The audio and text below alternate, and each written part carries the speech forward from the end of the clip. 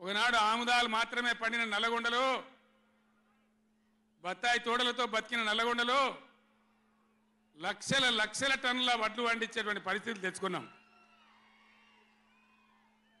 అంతకుముందు లేని నీళ్లు యాడికెళ్ళి వచ్చినాయి, ఎట్లా వచ్చినాయి అంటే దమ్ము కావాలి, చేసే ఆరాటం ఉండాలి.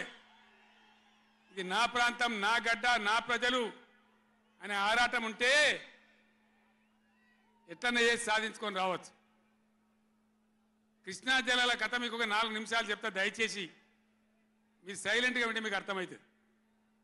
ఇలా ఏం ఏరా పేరు లేదు. ఆనాడు కొట్లాడినాం, రాష్ట్రం కోసం కొట్లాడినాం.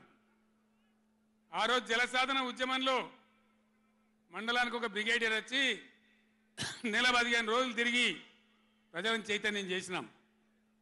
ఆ రోజు నేనే రాసిన పాట, పక్కన కృష్ణమ్మ ఉన్న ఫలితమేమీ లేకపాయే అని ఏడ్చినాం ఆ రోజు. ఈరోజు గోదావరి కృష్ణ కలిపి బ్రహ్మాండంగా నీళ్లు తెచ్చుకునే ప్రయత్నాలు చేసుకుంటా ఉన్నాం. దగ్గర దగ్గర పడ్డాయి. భువనగిరి దగ్గర బస్వాపురం ప్రాజెక్ట్ కంప్లీట్ అయింది. డిండి ప్రాజెక్ట్ కంప్లీట్ కాబోతా ఉంది. పాలమూరు ఎత్తిపోతల కోసం నోళ్లు తెరుచుకొని చూస్తూ ఉన్నారు దేవరకొండ, మునుగోడు వగైరా ప్రాంతాల ప్రజలు.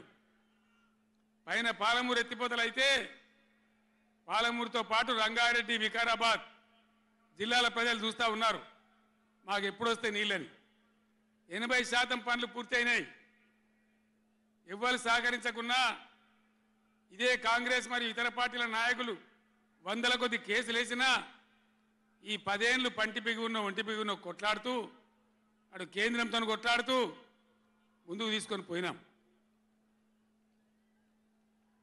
ఆనాడున్న కాంగ్రెస్ గవర్నమెంటు, తెలంగాణ ఇచ్చిన కాంగ్రెస్ గవర్నమెంటు ఆ రోజు ఒక్క ఏడాది కోసం తాత్కాలికంగా సర్దుబాటు చేసుకోండి, ఆ తర్వాత ఎవల వాట వాళ్ళకు వస్తుందని చెప్పింది. ఆనాడుగా బిల్లు పాస్ కావాలి, తెలంగాణ రావాలి, ఇది ఒక ఆటంకం కాకూడదని సరే కానివ్వండి తర్వాత చూసుకుందామని చెప్పినాం. ఆ తర్వాత ఢిల్లీలో పోయి మోడీ ప్రభుత్వం వచ్చింది. వాళ్ళని ఎన్ని వందల ఉత్తరాలు రాసినాం.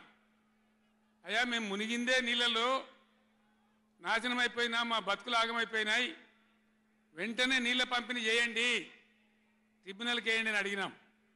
వేయలే. వేయకపోతే సుప్రీంకోర్టుకు పోయినాం. సుప్రీంకోర్టుకు పోయి తగాదా పెట్టినాం. ఆ తర్వాత కూడా వేయలే. తర్వాత ఒక రోజు మళ్ళీ మీటింగ్ జరిగితే నేను గట్టిగా నిలదీస్తే మీరు కేసు బంద్ చేయండి, మేము ట్రిబ్యునల్కి ఇస్తామని చెప్పినారు. సరే మంచి మాట ఇచ్చేటోళ్ళు వాళ్ళు కాబట్టి, కేంద్ర ప్రభుత్వం కాబట్టి కేసు విత్డ్రా చేసుకున్నాం. ఆ తదనంతరం వేయలే ట్రిబ్యునల్ తొందరగా. 100 ఉత్తరాలు రాసిన నేను.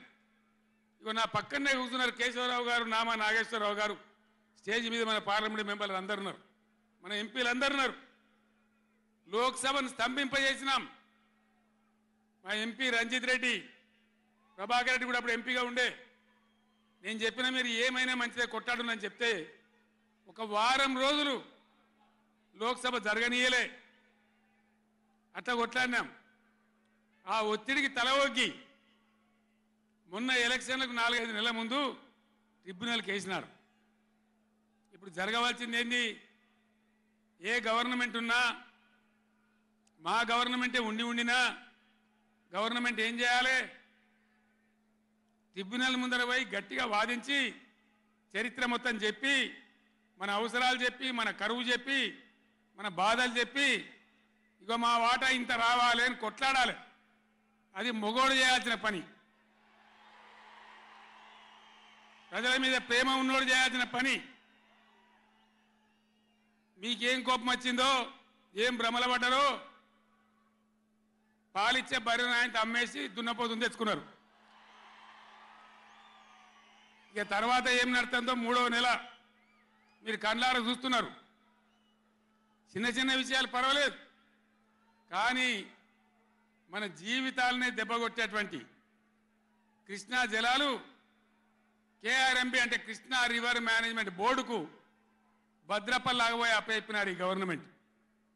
ఇదే జిల్లాలో ఉన్న మంత్రి ఉత్తమ్ కుమార్ రెడ్డి మొన్న మాట్లాడిండు అసెంబ్లీలో, మీరు కూడా విన్నారు. ఉమ్మడి రాష్ట్రమే నయం ఉండినట్టు ఆయనకట. ఉమ్మడి రాష్ట్రమే మంచిగా ఉండే ఇప్పుడు మంచిగా లేదట. మరి శ్రీకాంతాచారి ఎందుకు చచ్చిపోయింది? ఇదే జిల్లాలో పుట్టే బిడ్డ. ఎందుకు చచ్చిపోయిన ఉద్యమకారులు? అంత పెద్ద ఉద్యమం ఎందుకు జరిగింది? లక్షల మంది, కోట్ల మంది ఎందుకు పాల్గొన్నారు? ఇంత సోయి తప్పి మాట్లాడతారు మంత్రులు. గవర్నమెంట్ వస్తే ఏం చేయాలా? పోయిన భద్రపల్లెక సంతకం పెట్టిను, దాని మెమోరాండం దొరికింది. నీళ్ల మంత్రిగా పనిచేసిండు కాబట్టి, అనుభవం ఉంది కాబట్టి, నష్టం ఎంత వస్తుందో తెలుసు కాబట్టి వెంటనే హరీష్ రావు గర్జించిండు. గర్జిస్తే ఒక 4-5 రోజులు నాటకాలు ఆడిండు, అబద్ధాలు మాట్లాడిండు. నిలబెట్టి మన గట్టిగా అసెంబ్లీలో అడిగితే, అసెంబ్లీ బడ్జెట్ జరుగుతుంది, మీరు చూసిండ్రు. బడ్జెట్ జరుగుతుంటే ఏమవుతుంది? బడ్జెట్ అతి ముఖ్యమైన విషయం. ఎప్పుడు కూడా చరిత్రలో దాన్ని పక్కకు పెట్టి వేరే అంశాలు తీసుకోరు. కానీ అగమేఘాల మీద ఇది జరుగుతుంటే, ఆ రగడ జరుగుతుంటే, బిడ్డ మీ సంగతి బదాలను నిలబెడతా, మిమ్మలను ప్రజల ముందే తెలుసుకుంటాం అని నల్లగొండ, చెలో నల్లగొండ నేను పిలిపించిన. ఎందుకంటే నాకు చేతనైనా కాకపోయినా నా కట్టె కాలే వరకు తెలంగాణకు అన్యాయం జరిగితే చివరి శ్వాస దాకా కూడా పులిలాగా లేచి కొట్లాడతా తప్ప పిల్లిలాగా ఉండను. ఎట్టి పరిస్థితులలో 600 ఏ విషయంలో కూడా తెలంగాణకు అన్యాయం జరగనివ్వను. కొట్లాడదాం. చెలో నల్గొండ ఇయ్యంగానే పీక పీక సచ్చుడు. ఇజ్జత్ మానం పోతుంది రాబాయి. కేసీఆర్ బొబ్బ పెడితే ఏం చేస్తామంటే ఏం చేస్తామని చేతులు విసుకొని, కాళ్ళు విసుకొని అర్జెంటుగా బడ్జెట్ పక్కకు పెట్టి శాసనసభలో తీర్మానం పెట్టింది. ఆ తీర్మానం కూడా చక్కగా లేదు. వాళ్ళ తెలివి సల్లారా. సాగునీళ్ళు, తాగునీళ్ళు అని పెట్టిండ్రు, కరెంటు ఉత్పత్తి పెట్టలేదు మళ్ళీ దానిలో. ఆ తీర్మానంలో కూడా అంత తెలివి తక్కువ తీర్మానం. అది పెట్టి ఇక మామ అనిపించుకున్నారు. అయిపోయింది కదా. ఒక రైతుకు పంట పండిందట, వడ్ల రాసి అయింది. ఎందుకంటే రాసి ఎవడు ఎత్తుకపోకుండా పొత్తు పోసేది, పొత్తులు ఆ బూడిదో శుద్ధో ఏదో పోసేది. పక్క రైతుని పిలిచి పొరుగు రైతు పొత్తు వైరాబాయ్ అంటే, ఉంటే నాకేంది పోతే నాకేంది, పులిగోవాలి కానీ పొత్తు పోసిందట. వీళ్ళది ఏం పోతుంది?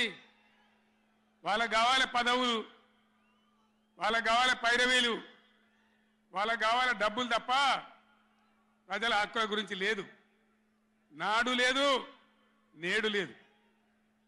దయచేసి